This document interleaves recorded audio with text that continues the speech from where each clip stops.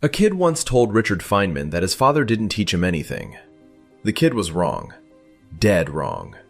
What Feynman's father taught him, in a backyard in Far Rockaway, with no textbook, no classroom, no degree, was the one thing that turned a uniform salesman's son into the most brilliant physicist of the 20th century.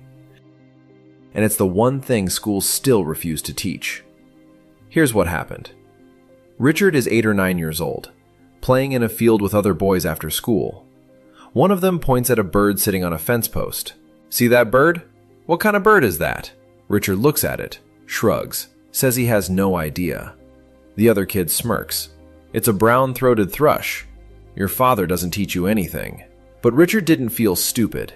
He smiled to himself, because his father had already taught him something that kid, and that kid's teachers, would never understand.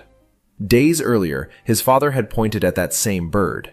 He said, "You know what that bird is? It's a Spencer's warbler." Richard knew he was making the name up. Then his father kept going. "In Italian, it's a chuto lepitida. In Portuguese, it's a bom da peda. In Chinese, it's a chung long ta. In Japanese, it's a katano takeda." Then he stopped and said this: "You can know the name of that bird in all the languages of the world. And when you're finished, you'll know absolutely nothing about the bird. You'll only know about humans in different places and what they call it." Then he said, "So let's look at the bird." And he didn't stop there. He asked Richard, "Why does the bird peck at its feathers like that?" Then he explained, "Tiny flakes come off the feather. Lice eat those flakes. In the joints of the louse's legs, there's wax, and even tinier mites feed on that wax. Those mites don't digest well, so a sweet liquid comes out, and still tinier creatures live in that liquid." Feynman admitted years later, in What Do You Care What Other People Think?, that his father's facts probably weren't perfectly accurate. But the spirit was dead right. One bird, one question, and suddenly you're looking at a whole hidden chain of life that nobody notices because they stopped at the name. The kid on the playground got an A. Feynman got a Nobel Prize. But the man who made that difference possible never got to be a scientist himself. His name was Melville Feynman. Born in Minsk, back when it was still the Russian Empire. His family came to America when he was 5. They settled on Long Island. Melville went to the local high school. Never went to college. Never got the chance. He wanted to be a scientist. That was his dream. But for a Jewish immigrant kid in early 1900s America, no money, no connections, no degree. That door was shut. So Melville went into business. The uniform business. He sold military uniforms for a living. But Melville had a plan. As Feynman later wrote in What Do You Care What Other People Think? Before Richard was even born, Melville told his wife, if it's a boy, he's going to be a scientist. Not, I'll push him into science. Not, he'll get into the best school. Melville's plan was different. He would teach his son to see the world the way a scientist sees it. Not through textbooks, through questions, through looking, through refusing to accept a name as an answer. And he started before the boy could even talk. When Richard was still small enough for a high chair, Melville brought home a bag of leftover bathroom tiles, different colors. He set them up on the tray like dominoes. Richard would push one end, watch them all fall, and laugh. They'd set them up again, and again. Then Melville started making patterns, 2 white tiles, 1 blue, 2 white, 1 blue, over and over. Richard's mother saw this and said, "Leave the poor child alone. If he wants to put a blue tile, let him put a blue tile." Melville refused. He said, "No, I want to show him what patterns are like and how interesting they are. It's a kind of elementary mathematics." No numbers, no formulas, no worksheet. Just colored tiles and a father who knew that mathematics is really just the art of noticing what repeats. It worked. When Richard got to kindergarten, The teacher sent a special letter home. The boy could predict woven patterns before he made them. Not because he was born smarter, because someone showed him where to look. Now, that's what Melville gave his son. Here's what schools gave everyone else. In 1966, Feynman gave an address to the National Science Teachers Association. He held up a children's science textbook. It had 4 pictures: a wind-up toy, a car, a boy on a bicycle. Under each picture, one question: what makes it go? He expected the book to explain how the spring works, how the engine burns fuel, how muscles move a bicycle. Real understanding. The textbook's answer? One word: energy. That's it. Energy makes it go. Label applied. Move to Chapter 4. Feynman said his father would have done the opposite. What makes the toy go? The spring. How did the spring get wound up? I wound it up. How did you get moving? From eating. Where does food come from? It grows. Why does it grow? Because the sun is shining. The textbook gave a word. His father gave a journey you could follow. And Feynman proposed a test. He said, without using the word energy, tell me what you know about the dog's motion. If you can't, you've learned a name, not a thing.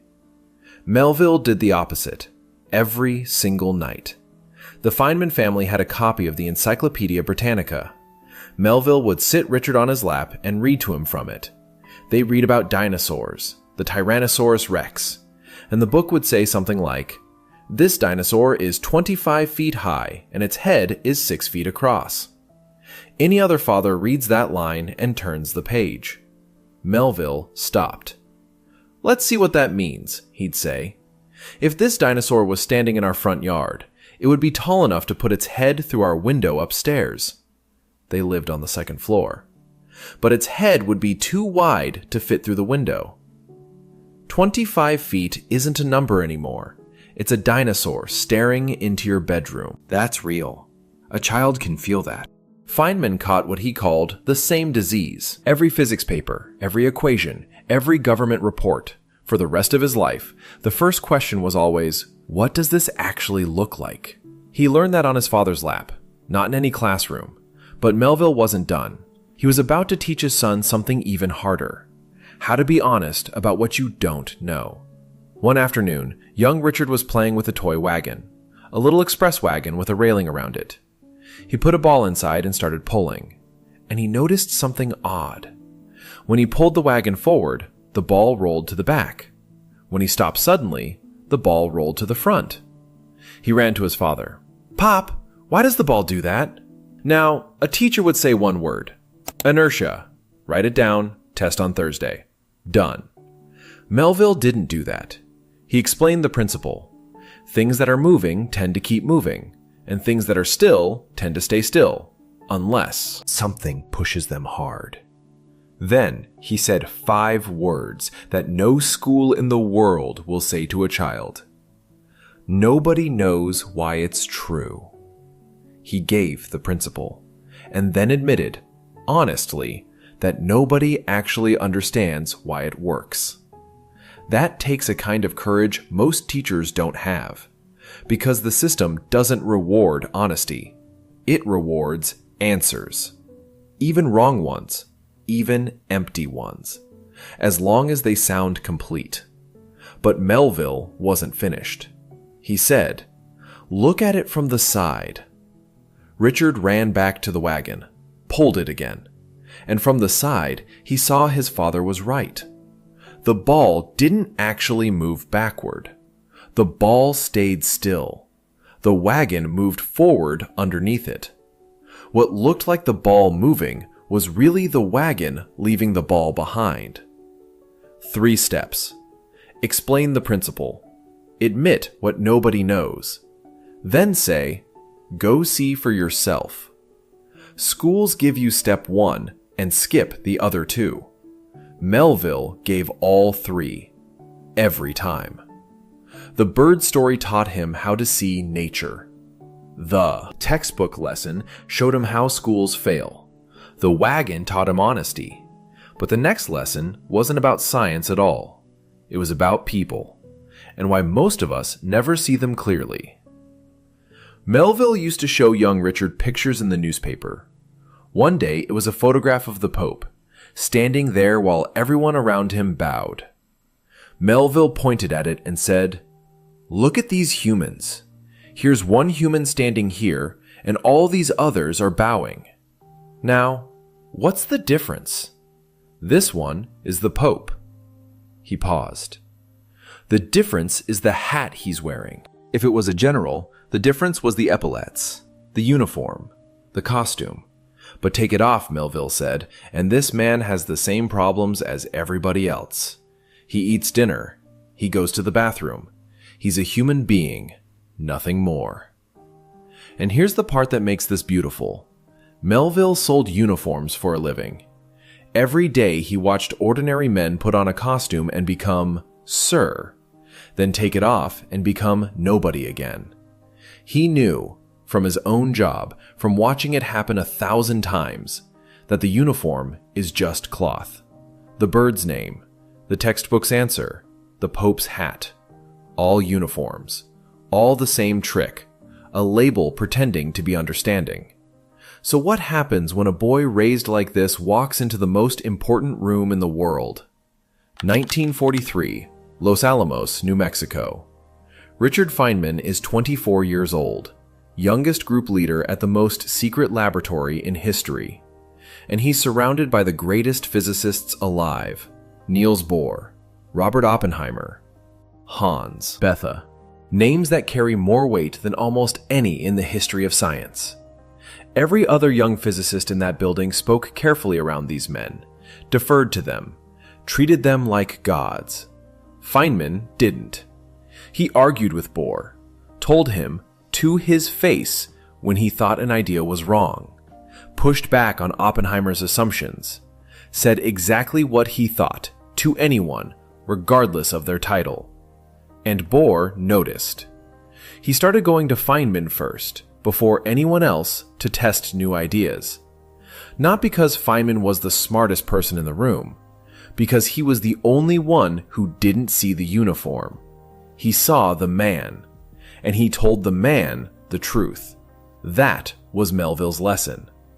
The uniform salesman's son, treating a Nobel laureate like a human being in a room full of people who couldn't. If you've spent 20 years working, you've been in that room. One person who sees through the title, everyone else frozen. The difference isn't intelligence. It's what somebody taught them about uniforms. Or didn't. And if you're honest with yourself, you've probably nodded through a few of those moments too. Someone uses a word. You don't ask. You move on. We all do it. Next time, do what Melville taught his son. Ask, "Okay, but what does that actually look like?" You'll know in about 3 seconds who actually understands and who memorized a name. 1965, Richard Feynman wins the Nobel Prize in Physics, the biggest uniform in all of science. Reporters asked if his work deserved the prize. His answer, recorded in the BBC documentary The Pleasure of Finding Things Out, is one of the most remarkable things any Nobel laureate has ever said. "I don't believe in honors. Honors is epaulets. Honors is uniforms. My papa brought me up this way." I don't like honors. My papa. Not my education. Not my professors at MIT. Not my colleagues at Los Alamos. My papa. The uniform salesman from Minsk who never set foot in a university. He was standing on the biggest stage in science, and his first thought was his father. Because the medal was never the real thing. The medal was the label, and his father had spent 20 years teaching him that the label is never the thing. The real prize, the one Feynman actually cared about, was what he said next. The pleasure of finding the thing out, the kick in the discovery, the observation that other people use it. Those are the real things. Decades later, Feynman would walk into a university in Brazil and find an entire country of students who could name everything and understand nothing. But that's a different story. Melville Feynman died on October 8, 1946. Richard was 28. He'd already lost Arlene, his first wife, his first love, just a year before. Now the man who started everything was gone too. Richard couldn't do physics for a while after that. Couldn't think straight.